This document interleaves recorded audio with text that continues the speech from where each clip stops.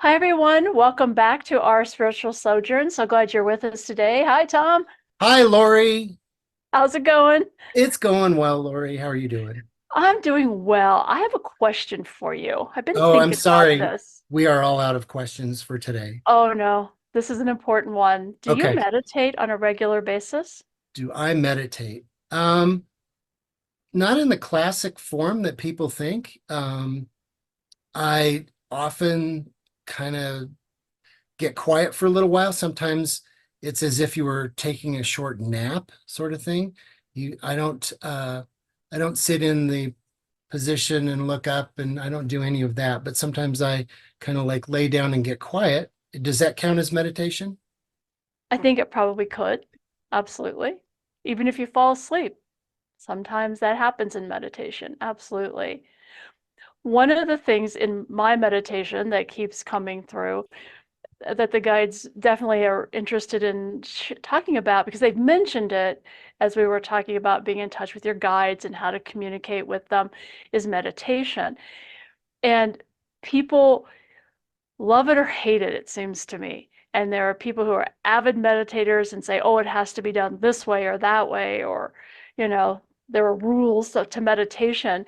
And then there are people who are like, I can't meditate, can't sit still long enough, my mind won't be quiet long enough.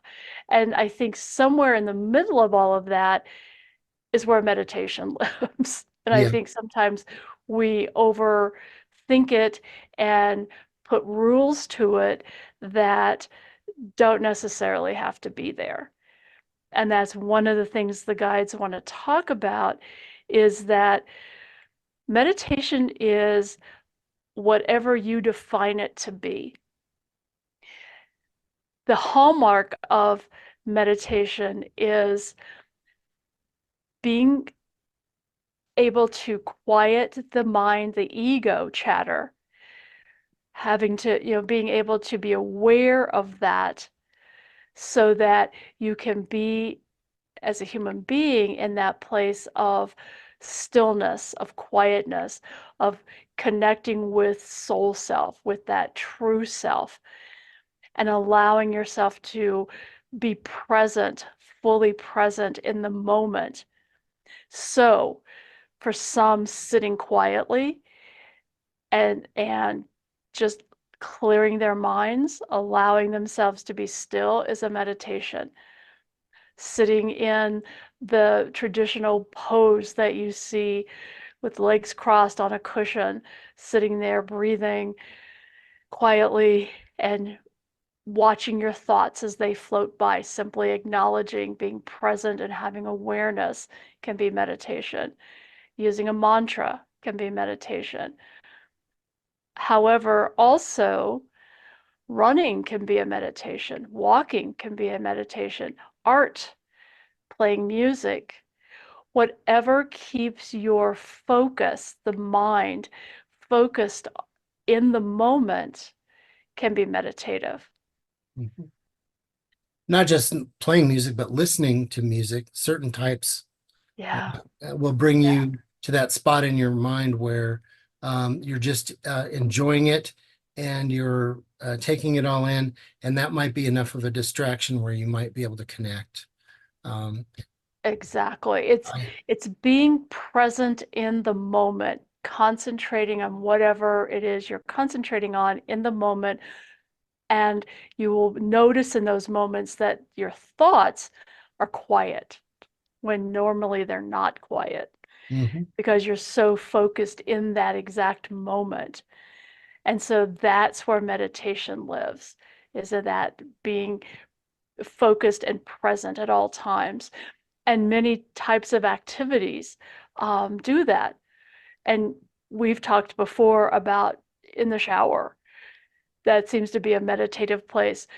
For me, driving sometimes may or may not be safe, but for me, sometimes driving, because I'm focused on watching the traffic, doing what I'm doing, where I'm going, and it puts me or can put me into a meditative state so that I become aware of my guide being with me or an angel being with me or whoever being there with me and sometimes actually receive messages Mhm. because again my brain is otherwise occupied so that then that soul part of me can bring in messages that perhaps will be helpful to me in that moment. Mhm.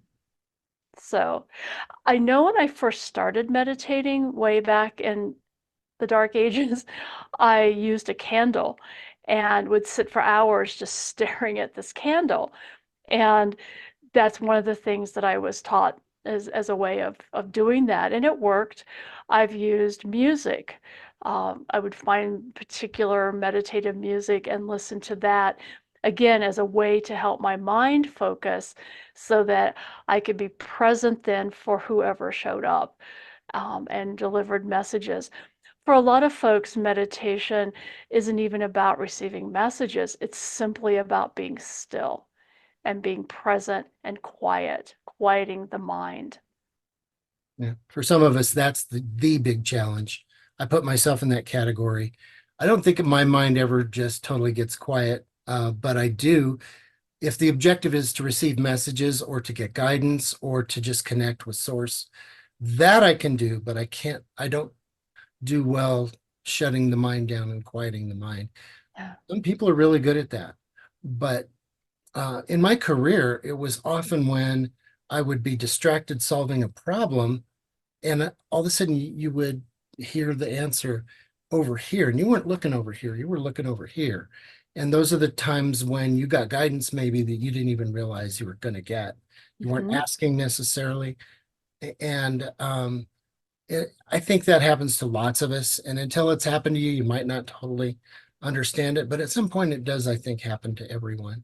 Mm-hmm. So if the objective is about getting messages and getting a connection, anything that works is kind of fair game. So I suppose my naps that I mentioned at the beginning, what happens to me, I'll be a little more revealing about how I do that. Sometimes I'll just lay down, I'll set the timer for 10 or 15 minutes, and I'll just be wanting to take a break. Well, what happens inevitably is I'll be kind of going through my mind with whatever is occupying me, music or whatever it is. And I will, about kind of halfway through, um, start getting ideas and things that, oh, I should do that. Oh, I should try that. And don't forget to do that. And the next thing you know, I'm back up and writing notes down and getting started, and the timer never went off. And a few minutes later, the timer goes off, and oh, yeah, I was going to be down for 10 or 15 minutes. So the objective of that is for whatever time it took to just quiet down a little bit and to start connecting and getting messages, that was successful for me. So I'm going to label that as meditation, and that works for me. Sure. Absolutely. And I think sometimes we get very rigid, go figure, about what certain things are and what meditation is. And people will fight to the death, it seems to me sometimes, to defend their way of meditating. Mhm. And what I feel from the guides and what they're clarifying is whatever you call meditation can be your meditation. It's about being present in the moment and as much as you're able, letting go of the thoughts and simply being present in that moment, concentrating on whatever it is you're focused on in that moment. I'm finding I've been trying to use more of a meditation where I'm staying centered in the now, kind of that mindfulness practice where I simply observe my thoughts as they're coming through and once I observe them, they stop. And then I have that moment of kind of quietness, that stillness, that another thought will surface and I'll simply acknowledge it, notice it, and it quiets down. And so it's a constant refocusing back and just being aware of the thoughts I'm having and then letting them float away and then being in those few moments of silence, which is interesting. And I find then as I do that more frequently and I'm able to have a little longer moments, I start to realize I'm connecting then with that higher part of me, my higher self, my soul self, my guides. I can feel their presence more strongly, Mhm. which has been interesting and quite pleasant, actually. It's a different quality of connection. I would describe what you just mentioned as a skill that's kind of acquired over time. I don't think anybody can just say, today I'm going to sit down and do what Lori does. That's something I think you'd probably get started and work into. But that doesn't mean the average person couldn't do something similar that works for them or something completely not so similar that works for them. But that's a different level of accomplishing meditation. And maybe there are better or different or larger messages that come through at that time. What do you think? I would agree with that.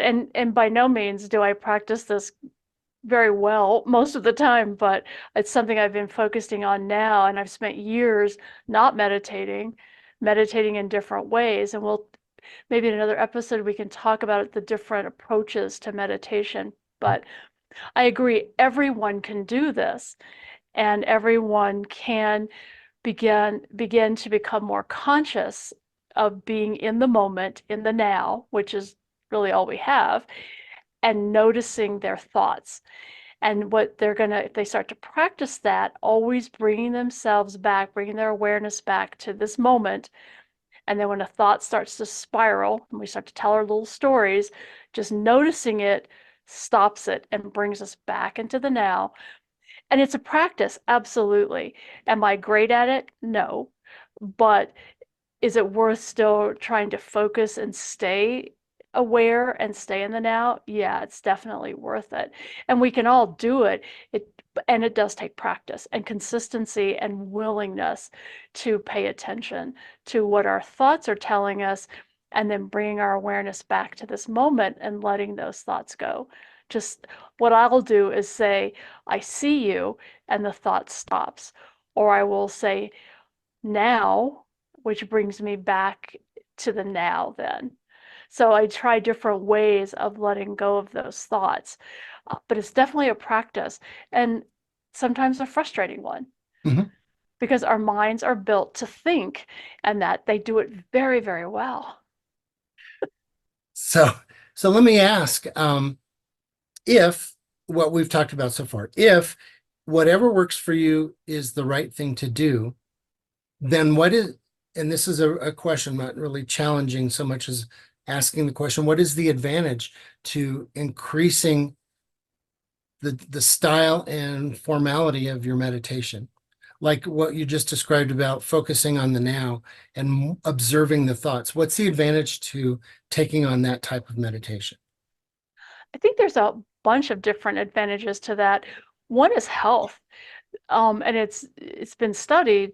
Mindfulness in particular helps to lower blood pressure, helps people to feel better, can help physiologically for people get rid of stress, anxiety a lot of times.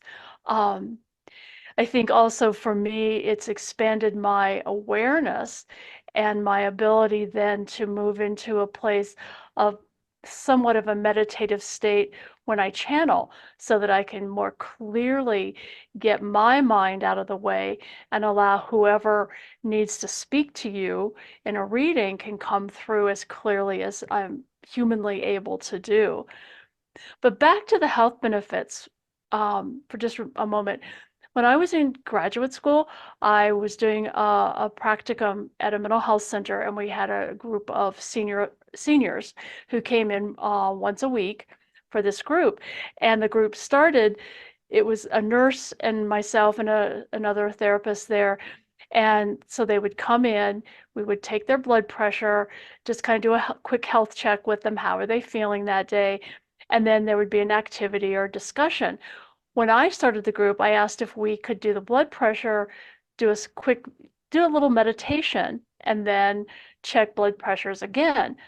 Over time, over just a few weeks' time, what they began to notice is everyone's blood pressure was significantly lower after we did the meditation each day.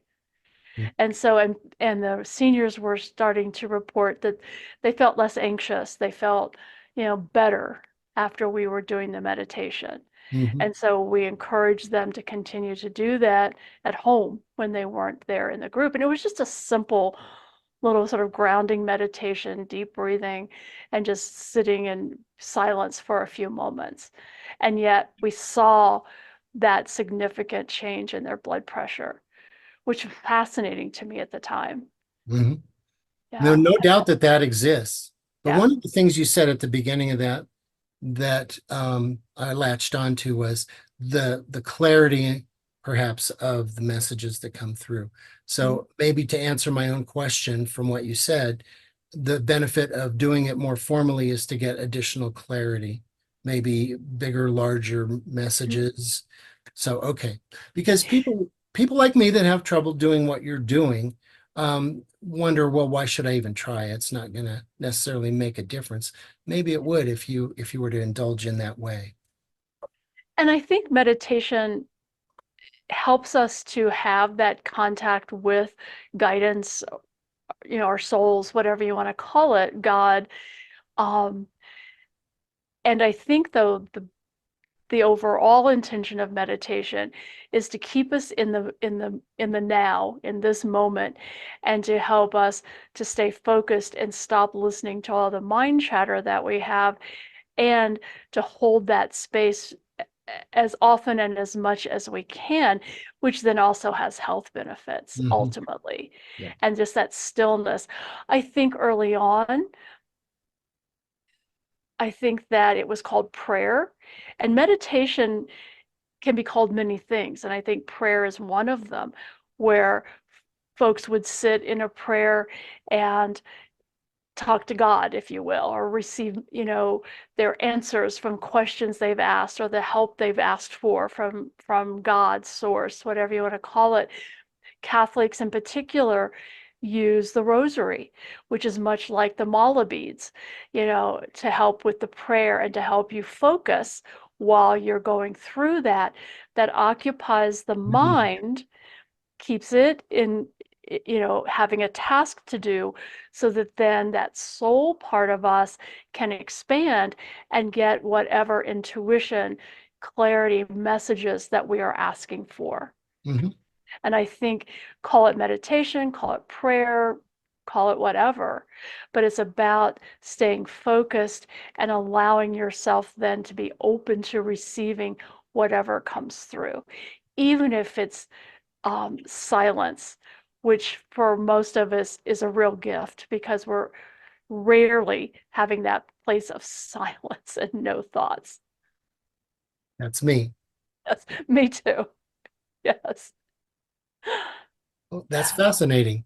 So, what other are there any other major points that your guides would like to bring through for us to make sure that we include when we're trying to do meditation?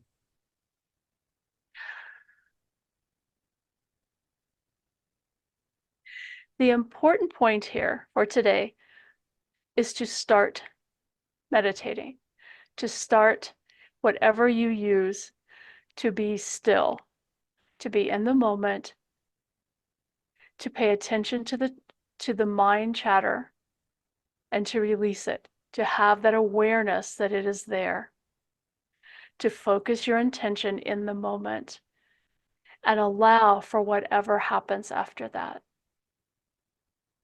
Okay, good message. It is the best way to connect with your soul self, your higher self, and the divine guidance that you receive all the time.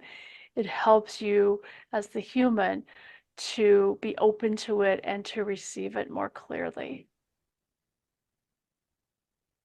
Okay, good to know. And Yeah, also it's very good to know that things that we do informally are just as good and work just as well, at least for a start.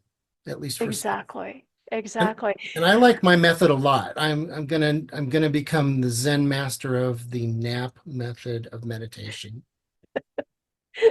And you can do it. And I expect a big following of people that enjoy their naps as much as I enjoy mine. I think lots of people do. Okay, Yes. good.